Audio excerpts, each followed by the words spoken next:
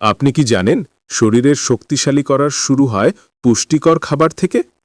Number 1, প্রতিদিন খাবার খান, যেমন ডিম, মাছ, মুরগির মাংস আর ডাল। এইগুলোই মাংসপেশির জ্বালানি, অর্থাৎ মাংসপেশিকে বৃদ্ধি করতে সাহায্য করে। নাম্বার 2, যথেষ্ট পরিমাণ শাকসবজি খান এবং ফল খান। এতে শরীর পায় ভিটামিন এবং শক্তি। নাম্বার 3, খাবারে প্রতিদিনে অবশ্যই থাকবে দুধ বা দই। প্রতিদিনের খাদ্যে অভ্যাসে হাড় মজবুত থাকবে। নাম্বার 4, পর্যাপ্ত পরিমাণ জল পান করুন, কারণ জলাই শরীরের এনার্জি সার্কুলেশন ঠিক রাখে।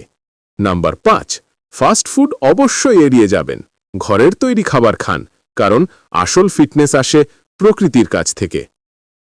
আপনারা অবশ্যই মনে রাখবেন, জিম নয়, সঠিক খাবারের শরীরকে করে সত্যিকারের স্ট্রং এবং মজবুত। বুঝতে পেরেছেন?